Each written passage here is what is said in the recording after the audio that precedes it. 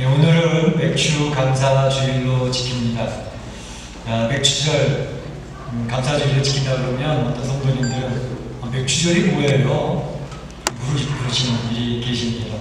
그러니까 성탄절도 알고 있고 부활절도 알고 있고 추수감사절은 알겠는데 맥주 감사주일이라는 건 잘 모르겠어요. 이렇게 이야기를 하시는 거죠. 다른 교회에서는 맥주절 잘 안 지키는데 이 교회는 우리 맥주를 이렇게 1년에 한 번씩 지키나요? 얘기를 하죠. 우리는 농사를 짓는 사람도 아니고 더군다나 보리농사를 짓는 사람들도 아닌데 무슨 맥주 감사주일을 지키나요? 이렇게 물어보시는 분들이 계십니다. 결론부터 말씀을 드리면 하나님께서 지키라고 하셨기 때문에 지킵니다. 오늘 말씀 보게 되면 맥주절을 지키라 이렇게 말씀하시잖아요. 그래서 맥주 감사주일을 저희가 지킵니다. 그런데 오늘 무교절을 지키라, 무교절을 지키라, 또 수장절을 지키라 그러는데 그렇다고 해서 목사님 우리 맥주를 지킨다고 말씀하시는데 무교절을 지키거나 수장절을 지키거나 그렇지는 않잖아요. 물어보시는 분이 계셔요. 그래서 오늘 이 시간에는 1년에 세 절기, 무교절기를 지켜라, 수장절을 지켜라, 맥주를 지키라 이렇게 말씀하시는데 그것이 무엇을 이야기하시는 건가? 특별히 우리 신약 시대를 살고 있는 성도들하고는 어떠한 관계가 맺혀져 있는 것인가 하는 것을 생각해 보면서 하나님을 나누고자 하는 것입니다. 먼저 생각해 볼 것은 오늘 무교절을 지키라 이렇게 일을 했는데 무교절이라는 게 도대체 뭐냐라는 것입니다. 무교 그러니까 얼핏 생각하기에 무교? 종교가 없다라는 말인가? 그렇게 생각할 수 있습니다. 그런데 여기서 교라고 하는 것은 종교를 얘기하는 것이 아니라 누룩을 이야기하는 것입니다. 그러니까 무교라고 하는 것은 누룩이 없음을 이야기하는 것이죠. 이제 무교병 그러면 무교병을 먹으면서 지키는 절기를 무교절을 지킨다고 그러거든요. 그래서 무교병을 지키는 무교병이라는 것은 어떤 분들은 무교병? 유리병의 일종인가요? 그렇지 않습니다. 여기서 무교병 할 때 병은 떡병자를 얘기하는 것이고 교자는 바로 누룩을 이야기하는 것을 얘기하는 것이고 그러니까 누룩이 들어가 있지 않은 떡을 먹으면서 지키는 절기다 라고 이렇게 이야기를 할 수가 있겠습니다. 누룩이 들어가 있지 않은 떡을 일주일 동안 먹으면서 그 절기를 지키게 되는 것이죠. 이 누룩이라고 하는 것은 바로 죄를 많이 상징을 합니다. 누룩이 점점 퍼지면서 전체를 부풀게 하는 것처럼 죄가 전체를 이제 부패시키는 그런 것을 상징하는 것이기 때문에 이 누룩이 들어가 있지 않은 떡을 먹으면서 지키는 것은 우리 죄를 경결케 하는 것을 기억을 하면서 지키는 절기라고 말할 수가 있겠습니다. 특별히 이 무교절이라고 하는 것은 6월절을 지키면서 함께 지키는 절기입니다. 그래서 오늘 본문에는 무교절을 지키라 되어져 있지만 다른 신명 16장에서는 이 6월절을 지키라 이렇게 되어 있습니다. 6월절을 지켜라, 수장절을 지켜라, 맥주절을 지켜라 이렇게 되어져 있습니다. 그러니까 무교절과 6월절을 같은 의미로 생각을 하고 있는 것을 볼 수가 있습니다. 6월절이라고 하는 것은 우리가 좀 그래도 낯이 익지 않습니까? 6월절 뭐죠? 바로 이스라엘 백성들이 애굽 땅에서 430년간 종살이를 하고 노예 생활을 하다가 바로 밑에서 그들이 해방되어진 독립기념되어진 날이 바로 6월절이 아니겠습니까? 바로 그래서 6월절을 이스라엘 백성들은 꼭 지켜라 이렇게 하는 것이죠. 그래서 이 구약성경을 보게 되면 그들이 영적으로 리바이벌을 입고 영적으로 건강할 땐 6월절이 잘 지켜졌지만 그들이 우상을 섬기고 영적으로 병들고 타락했을 때는 6월절이 지켜지지 않았습니다. 그래서 그들이 영적으로 건강한지 안 건강한지는 6월절을 지켰나 안 지켰냐에 따라서 그 공동체의 영적인 건강성을 알 수가 있었던 것이죠. 이 6월절이 바로 이제 그 예굽에서 바로의 지하에서 벗어난 해방의 절기 독립기념을 얘기한다고 하는데 어떻게 독립이 되어졌죠? 이스라엘 백성이 총각, 활, 또 군대를 동원해서 바로 군대와 싸워서 독립을 했나요? 그렇지 않았습니다. 그들이 해방되어지고 독립했던 것은 하나님의 특별한 섭리와 간섭과 역사 때문에 이 일이 이루어졌던 것이죠. 어떻게 해요? 바로 하나님께서는 이스라엘 백성들에게 이야기하셨죠. 너희들을 해방시키고자 한다. 그러니 너희들은 내 말을 들어라. 어린 양을 잘 준비했다가 그 어린 양을 잡아서 그 피를 발라서 이제 문설주와 일망의 피를 바르고 그 어린 양은 이제 구워서 먹되 새벽까지 그 고기를 남겨두지 말고 다 먹고 그 다음에 너희들은 허리띠를 띠고 신발을 신고 지팡이를 짚고 빨리 여행을 떠날 채비를 하고 그 유월절을 지켜라 이렇게 얘기했던 것이죠. 이스라엘 백성들은 하나님의 말씀을 듣고 그 말씀에 순종을 해서 이제 어린 양을 잡아서 피를 받아 그 문설주 인망과 이제 설주에 바르고 그래서 그 밤을 지키게 되는 것이죠. 그때에 애국 백성은 알 리가 없죠. 애국 백성은 모르고 장풍을 자고 있는데 그날 밤에 역사가 이루어지는 것이죠. 죽음의 신이 각 집을 대문을 두드립니다. 이 집에 들어가도 되나? 들어가지 말까? 벌써 그 문설주와 일망의 피가 발라져 있는 집은 그 죽음의 신이 들어가지 않습니다. 건너뛰는 것입니다. 그러나 문설주와 일망의 피가 안 발라져 있는 집은 어느 집이든지 들어가면서 그 집안의 첫째 아들 장자를 죽이고 그리고 짐승의 초태생 양의 첫 번째 것, 강아지의 첫 번째 것, 이 첫 번째 것은 다 죽이는 역사가 나타나게 된 것이죠. 그 일을 통해서 바로의 이 애굽의 왕 바로가 너무나도 깜짝 놀라게 되고 얼굴이 하얘지게 되어진 것이죠. 그 나라의 첫 번째 왕위를 계승할 왕자가 죽임을 당합니다. 이제 애굽 사람의 각 집안마다 곡소리가 납니다. 모든 애굽 사람의 집에 초생이 나게 된 것입니다. 그러니까 바로 그 애굽 사람들은 이것을 보면서 하나님의 놀라운 역사를 알게 되어지고 이스라엘 백성들 너희는 이제 돌아가도 좋다라고 바로가 선언하게 된 것이죠. 우리가 알고 있는 것처럼 6월절이 있기 전까지 바로는 끈질기게 이스라엘 백성들과 약속을 했다가 파기하고 약속을 했다가 파기하고 그 백성들을 도와주지 않으려고 얼마나 애썼습니까? 그러나 6월절에 하나님의 역사가 나타나는 그날 밤에 바로가 완전히 두 손을 바짝 들고 항복을 선언하는 것이죠. 그래서 이스라엘 백성들이 다 노임받게 되어지고 해방되어지게 된 것입니다.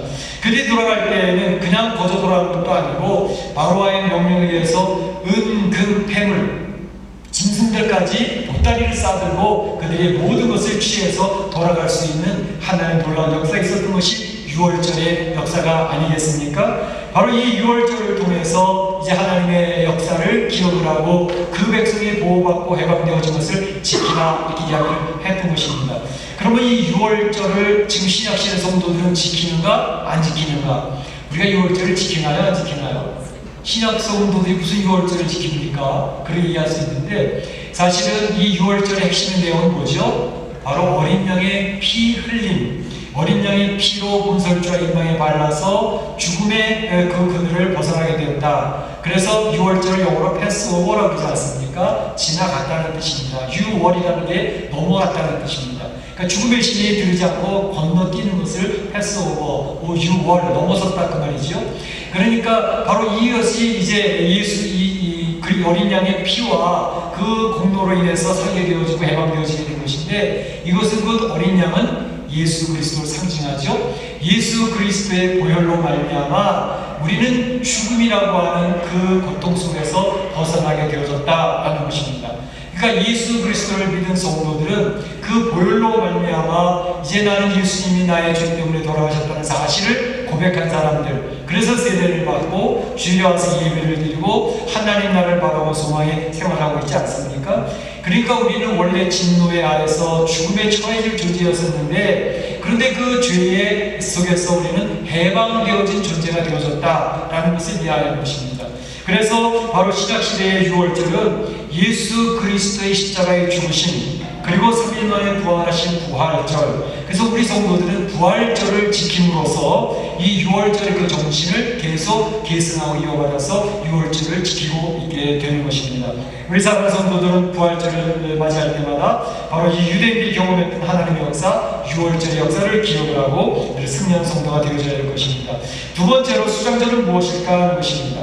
수장절은 말 그대로 수고에서 얻은 곡식을 이제 다 거두고 곡간의 그 열매들을 저장하는 절기라고 해서 수장절이라고 합니다. 그러니까 추수때가 되어지면 유대인들은 지방 마당에 일주일 동안 텐트를 칩니다. 텐트를 치고 그것에서 곡식을 털며 알곡을 골라내고 골라낸 알곡은 이제 이제 창고에 저장을 하면서 이 절기를 지키게 되는 것이죠. 그래서 이 절기를 초막을 짓고 지키는 절기라 해서 초막절이라고 그렇게 부르기도 하는 것입니다. 그들이 일주일 동안 텐트를 치고 온 가족이 나와서 곡식을 털고 아들과 딸들 다 그들의 모임 자리에서 하나님의 광야에서 우리가 텐트 생활을 하면서 40년 지날 때에 어떤 역사가 있었는가 하는 것을 영적으로 이제 교훈을 하면서 자녀들 양육을 시키는 일을 부모들이 하는 거죠. 이제 홍해 바다를 건너게 하셨던 하나님을 우리는 기억합니다. 불기둥 구름기둥으로 돌보셨던 하나님의 역사를 그 자녀들에게 드라마틱하게 설명을 해주게 되는 것입니다. 또 만나와 메추라기를 먹여주셨던 하나님, 그들이 농사를 짓지도 않았는데 광야에서 물고 살 것도 없는데 하나님은 매일 아침마다 만나를 주시고 고기 먹고 싶다 그러면 메추라기를 주셔서 만나와 메추라기를 늘 먹으면서 농사 짓지도 않고 수고하지도 않았는데 하나님의 역사로 그들이 먹고 살 수 있었다라는 것을 이야기하게 되는 것이죠. 또 광야에서 이방의 백성들 전쟁을 해오면 하나님께서 그 전쟁이 놀라운 역사로 막아주시고 그 백성을 지키셨던 하나님의 역사, 유당을 건너면서 여리고성을 무너뜨렸던 기적적인 역사들을 그들에게 이야기하면서 그들이 앞마당에 텐트를 치워놓고 자녀 교육을 하면서 곡식들을 털면서 알곡을 골라내고 알곡 골라낸 것을 창고에 저장을 하면서 지키는 그 수장절, 이 수장절은 하나님의 은혜를 기억하는 감사의 절기입니다. 그리고 알곡과 축종인을 갈라내면서 바로 그 알곡을 저장하는 절기입니다. 그래서 이 오늘날의 이 교회는 이 수장절을 어떻게 지키는가, 우리가 수장절을 어떻게 지킨다고 얘기할 수 있겠나요? 바로 11월 셋째 주일에 지키는 추수감사절. 그래서 추수를 하는 농부들의 마음을 기억을 하고 열매를 주셨던 하나님을 기억을 하면서 우리가 이제 하나님 앞에 감사를 드리는 그런 추수감사절을 지키고 있죠. 특별히 이 추수감절의 중요한 의미는 알곡을 걷어들여서 창고에 넣는다는 그런 귀한 의미가 있습니다. 이제 마지막 때에 알곡과 가라지를 가르는 때가 오는데 그것은 예수님이 재림하실 때입니다. 예수님이 재림하실 때 안 믿는 불신자들에게는 심판의 날이지만 예수님을 믿는 성도들에게는 하나님 나라에 입성하는, 알곡이 하나님 나라에 들어가듯이 입성하는 그런 날이 되게 될 것입니다. 그렇기 때문에 이 수장절에는 예수님의 재림과도 연결이 되어져 있는 것을 볼 수가 있습니다. 바로 재림 때 알곡과 가라지를 갈라서 넣으신 하나님 앞에 알곡으로 들어갈 수 있도록 우리는 잘 준비를 하고 있어야 되겠죠.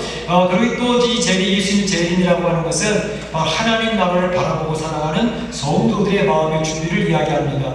성도들이 이 세상을 살면서 이 멕시코 이민을 살면서 사업도 힘들고 여러 가지 어려운 문제가 있는데 그걸 참아낼 수 있는 힘이 어디서 나올까요? 곧 예수님이 이 땅에 재림하실 때, 나의 마지막 종말이 될 때에 우리는 하나님 나라에 입성한다, 하나님 나라로 이사간다 라고 하는 소망이 있지 않습니까? 그 하나님 나라에 대한 소망을 가지고 있기 때문에 이 세상에 우여곡절이 많고 업앤다운이 많은 세상이지만 그 가운데서 성도들은 인내하면서 신앙의 줄을 놓지 아니하고 하나님 앞에 엎드려 기도하면서 이 세상을 이기고 있는 것이죠.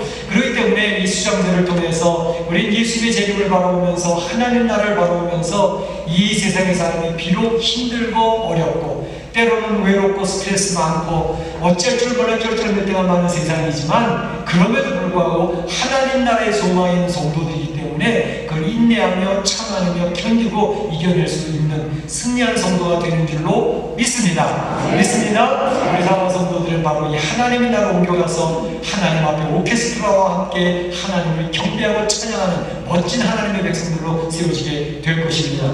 그래서 이 수장절을 기억을 하면서 이제 추수감사절 우리 신학생 성도들이 지킨다는 것과 특별히 알곡으로 갈라지는 그런 것을 기억을 하며 하나님을 소망하는 그런 성도로 우리는 감사절기를 지키고 있다는 것입니다.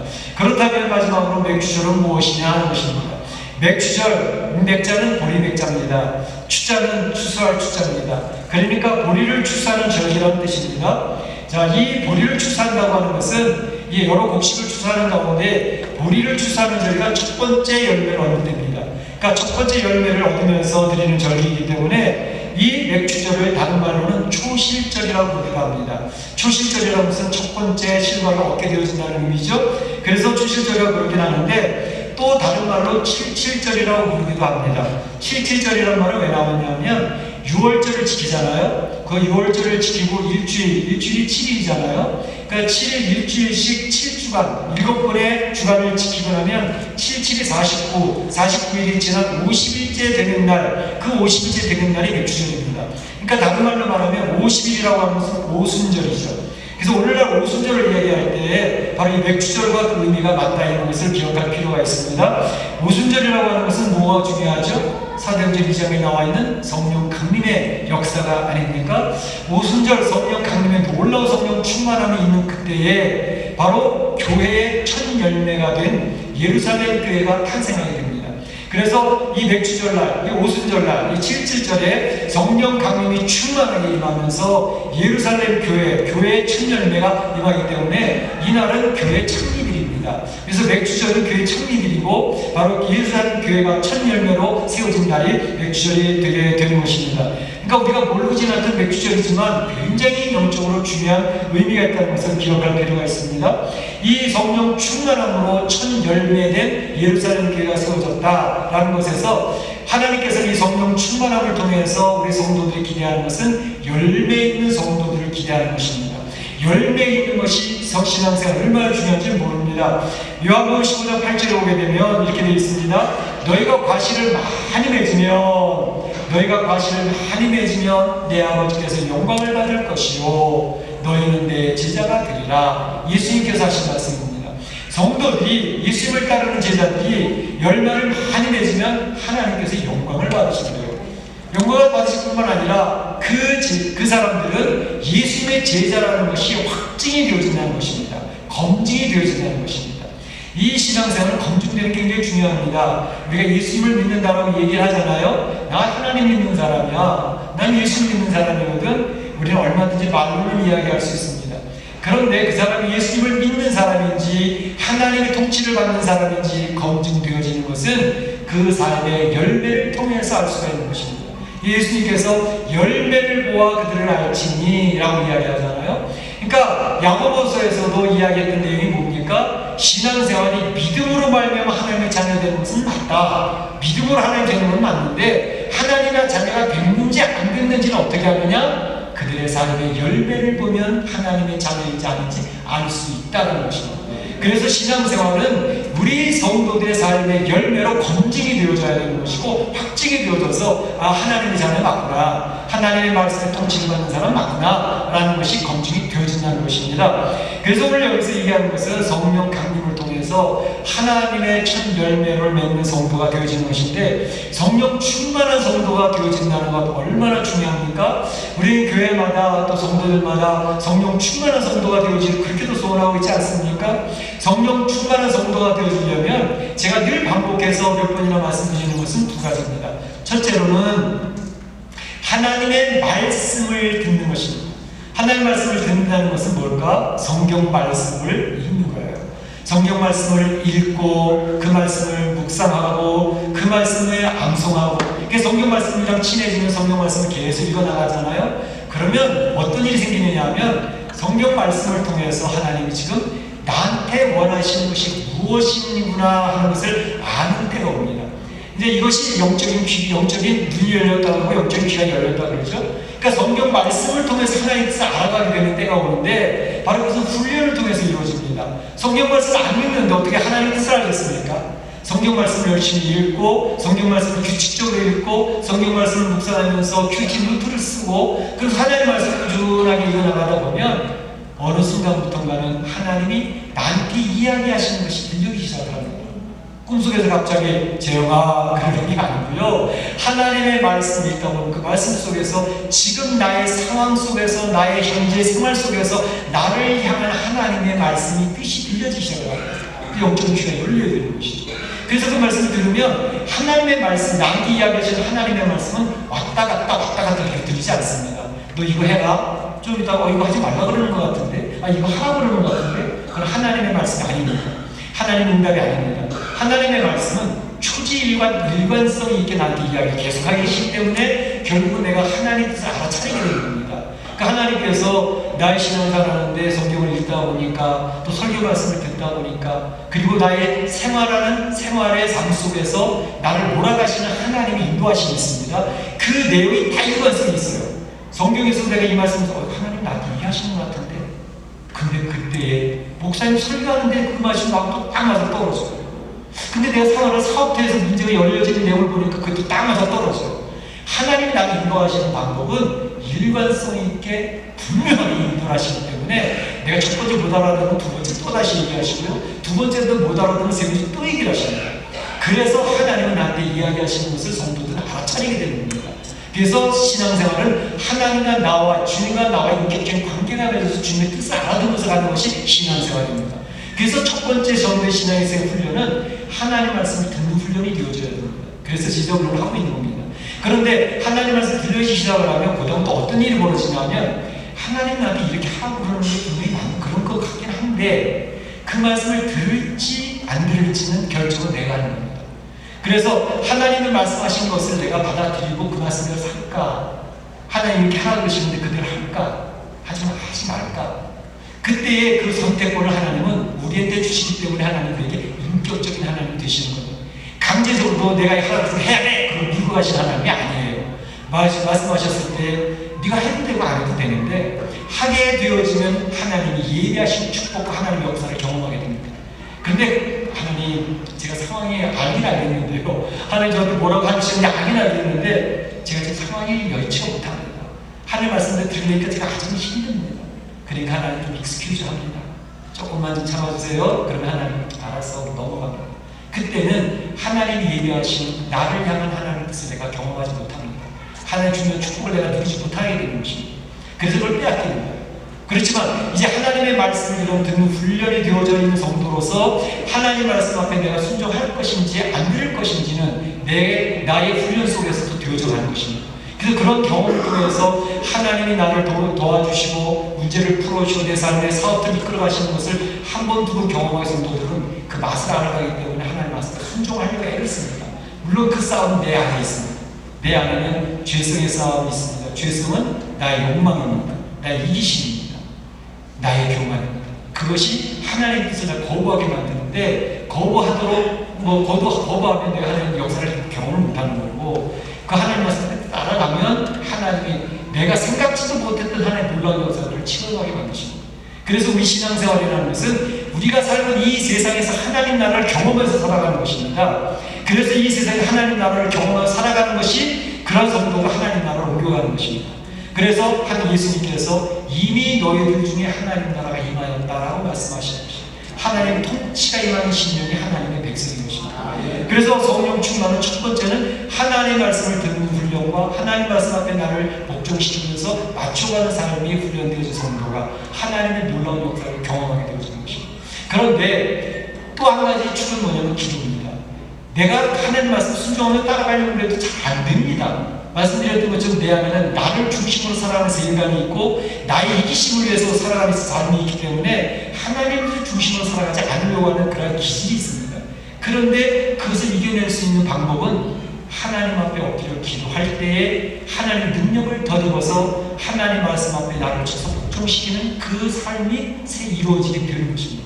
그래서 하나님은 성도들에게 기도하라고 이야기하시는 것입니다. 기도하면 내 스스로는 이겨낼 수가 없는데 하나님은 능력을 덧입어서 하나님 말씀에 순종할 수 있는 능력이 생깁니다. 내가 내 자신을 컨트롤할 수 있는 언더 컨트롤이 되는 것입니다.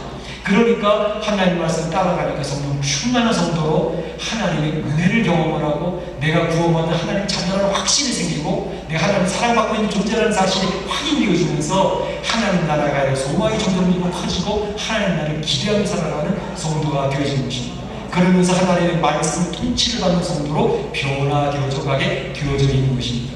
그래서 성령 충만하면 성도들이란 놀라운 은혜 속에서 하나님의 백성으로 이 세상 멕시코의 힘들고 어려운 쓰나미같이 몰려오는 여러 문제들이 있지만 그걸 이겨낼 수 있는 능력이 생깁니다.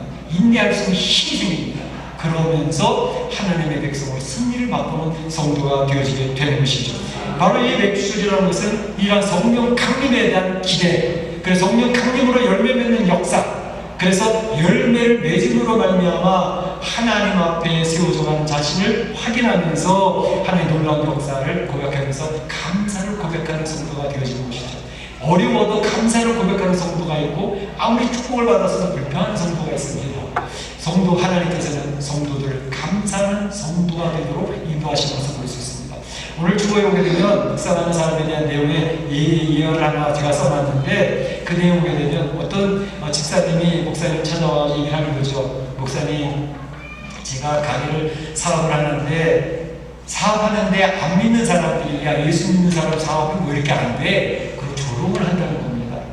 하나님, 예수 믿는 사람이 덕도 안 되고 사업이 안 된다고 안 믿는 사람들이 조롱하는데 어떡합니까? 그랬더니 목사님이 기도합시다. 그랬더니 하나님, 저희 집사님이 안 믿는 사람들 앞에 사업 안 된다고 조롱받고 있답니다. 감사합니다. 그렇게 감사해요? 이상하다. 그렇게 갔대요. 그 다음에는 또 오더니 목사님 오늘 이제 팔이 부러져 버렸습니다. 그래요? 기도합시다. 하나님, 이 집사님이 일하다가 팔이 부러졌습니다. 팔 부러지게 해주셨으니 감사합니다. 그랬더니 아니, 목사님 팔 부러졌다는데 감사라니요? 그랬더니 감사합시다. 이상하다. 투덜투덜. 목사님 다음날 죽는다면서 감사할 건가? 그렇게 하더라는 거죠. 그런데 나중에 바로 와서 얘기하는데, 이제 하나님, 내가 이 사업부터 너무 힘들어서 사업을 접어야 되겠습니다. 기도해 주세요. 하나님, 이 집사님이 사업을 접게 될 수밖에 없게 됐답니다. 감사합니다. 또 기도. 도대체 목사님 이럴 때도 가고 저럴 때도 감사를 기도하냐고. 도대체 나는 길이 남아서 이 나오기 신을 못하겠다고. 나중에 한참 지난 뒤에 그 집사님 와가지고 목사님 이상한 일이 벌어졌어요. 제가 그 가게를 정리하지 않았습니까? 그 사업을 정리했는데 그 사업부터가 나중에 보니까 도시계획안에 들어가서 그냥 다 허물어지고 말았대요. 그리고 그 뒤로 제가 다른 일을 시작했는데 다른 일이 잘 되어져가지고 지금 너무나도 잘 되고 있습니다. 이제 그때 하나님께서 자꾸 감사 얘기했는데 제가 깨닫지 못해서 죄송해요. 이제 감사하면서 살겠습니다. 그러더라는 겁니다. 이 생을 하면서 이 감사를 고백하고 있는 신령은 세상을 이겨낼 수 있는 능력이 생깁니다. 그러나 감사를 못하고 불평하기 시작하면 자기 스스로 무너져버리고 맙니다. 우리 사는 성도들이 지금 69회 이민의 삶이 되게 힘든 거 압니다. 스트레스가 많습니다. 그러나 하나님을 바라보며 감사하실 수 있기를 축복합니다. 맥주감사절을 맞이해서 성령 충만한 역사를 기대하시고 10배 되는 성도가 되기를 원하시고 특별히 감사를 고백하면서 이 멕시코 이민의 삶을 승리하시를 주의 이름으로 축복합니다. 같이 기도하겠습니다. 오늘 받은 바 말씀 가운데서 내 마음이 자기한 말씀이 있다면 그 말씀을 붙들고 기도하시기 바랍니다. 같이 기도합니다. 사랑의 하나님,